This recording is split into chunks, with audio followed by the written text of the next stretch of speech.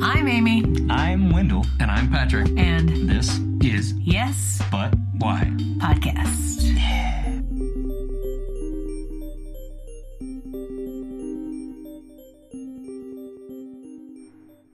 Oh man, so you're full-time at the theater now, at the New Movement. Full-time, I'd say part-time bar manager, part-time artistic director.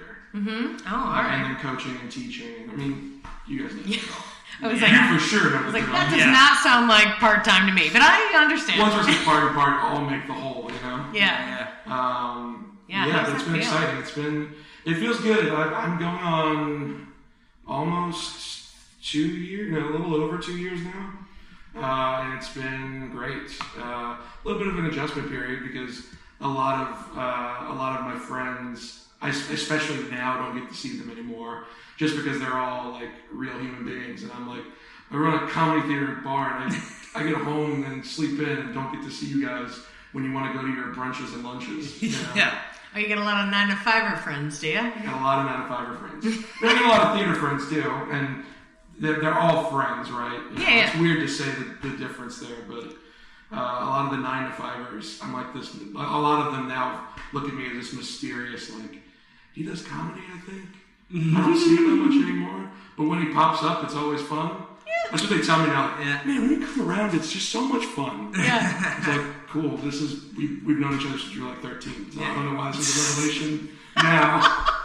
Did I just become fun? Yeah, did it just happen because I took comedy classes? What happened? You got fun out of nowhere. Right. I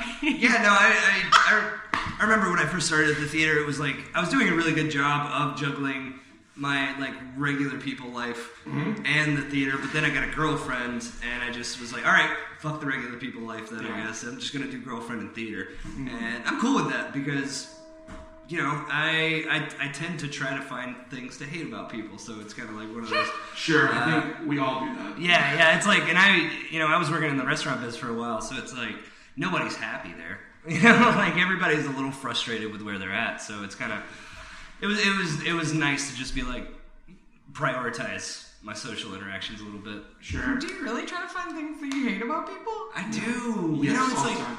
Yeah. That's not true.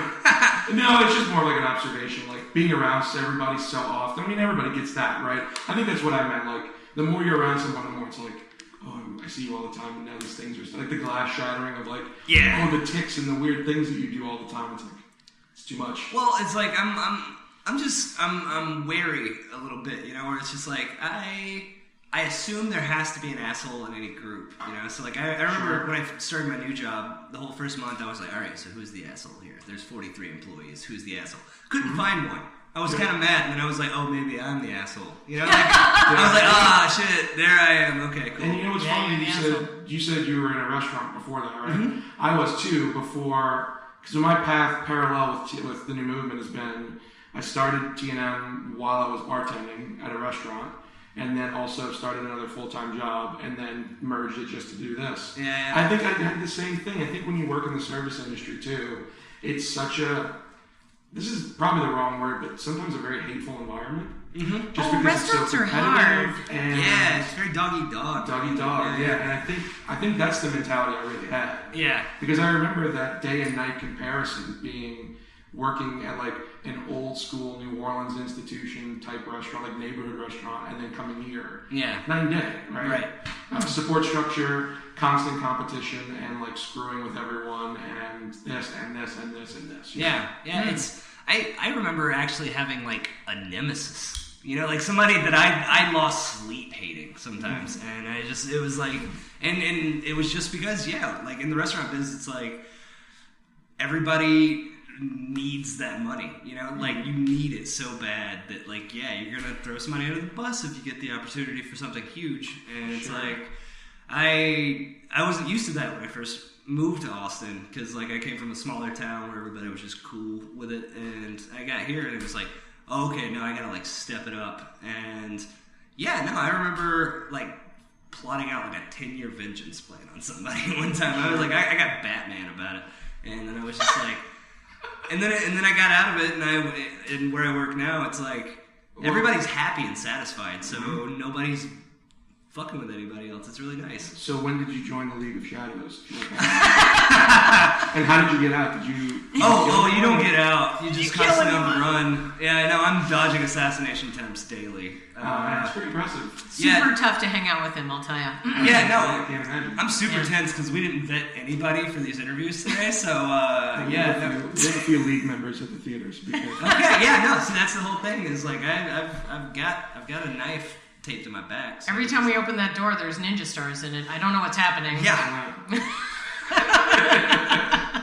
I wonder if the reason why the restaurant industry is kind of a negative place has to do with the lie of the American dream that we all should be the top of the heap versus the idea of service because my cousin works at restaurants and she had a really hard time being a server, but now that she's been moving up to manager, she finds it a lot easier to give the service she wants to give. Right. She would always be mad, like you were saying, people are fighting with each other over tables and the end all be all is the money and stuff like that, and she'd get mad because she's like, I don't care, I will get money will work itself out, but I want this person to have a nice time. So she'd go over and enjoy it, and then her other coworkers would just be like, what are you, an asshole? Get out of here. You're a jerk for trying to be nice to people, And I wonder what leads to the sort of negativity. Well,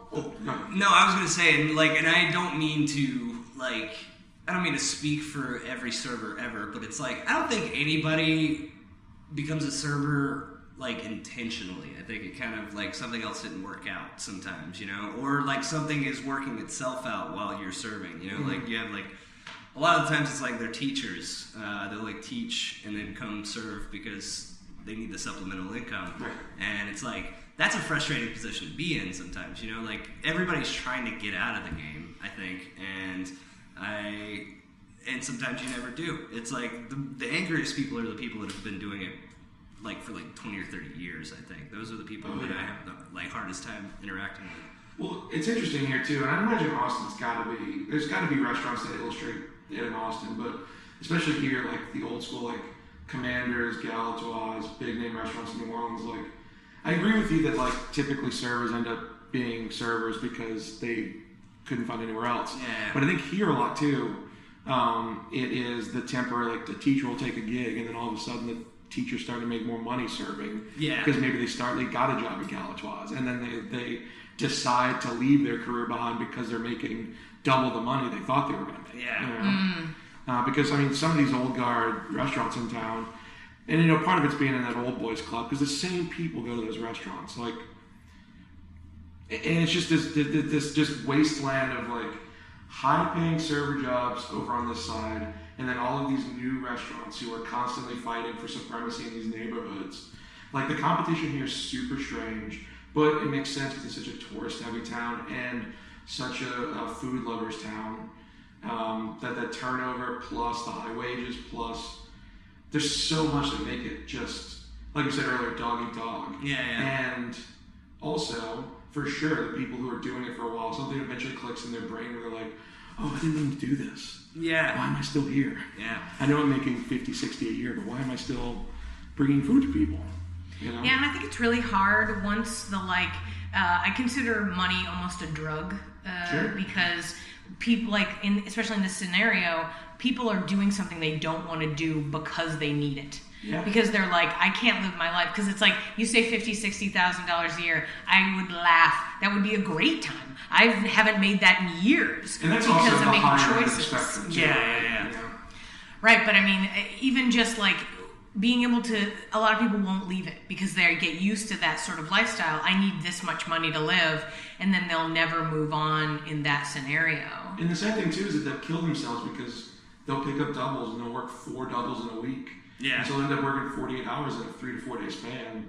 And yeah, sure they have 2 or 3 days off, but it's they kind of what I joked about earlier, they don't have off when regular people or maybe their friends have off. Yeah. So they have these weird hours and they do these weird things and they get stuck doing the things, especially since New Orleans is such a service industry every town, you do the same service industry stuff. You go out until 4 or 5 in the morning, or you sleep in real late, and then all of a sudden, a big crew, you go to the zoo at 3 o'clock in the afternoon, and it's bunch of 30, 40-year-olds running around the zoo on a Monday. It's like, what y'all doing? It was weird. But I was in that world, and I get it. Yeah. Also because of the money, and it's just strange and weird and tough. Well, I remember, too, it was like the days that I had off, I didn't want to do anything because every other day was so much effort that it was just like whatever my weekend was, it was like I remember when I first started dating my girlfriend, she saw every day off as an opportunity to go do stuff. And I was just like, honey, do you not understand that doing stuff is the thing I'm trying to not let happen to me? I work at one of those things where people go and do stuff. Yeah. I don't want to be around that. Exactly. You know? I would love if we just didn't put pants on today. You know, like I don't even have to open that door if I don't, you know, like if nobody demands it. I could have a pizza guy hand me my pizza through the window. Like I don't even have to get out of bed today. Yeah. But yeah. And think of the story that pizza guy would get. Yeah. So then he says, hand it to me through the window. No way, Trevor, that's crazy. That's like some Teenage Mutant Ninja Turtles shit right there. What house is this? I want to deliver it next time. My turn. I on the list. This is next. Cool house. I think I served a vampire today. Yeah. Ooh. Everyone turn off the phones. He's going to tell us a story about the vampire. Whoa, our pizza has garlic.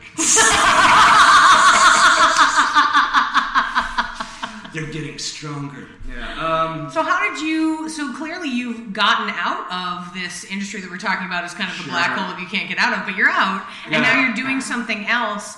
I feel like you probably have a bit of a pay cut. How has your lifestyle and vibe changed since you've been doing something new? So it's interesting. I actually made one more stepping stone. I got a position at a local solar company as their marketing manager.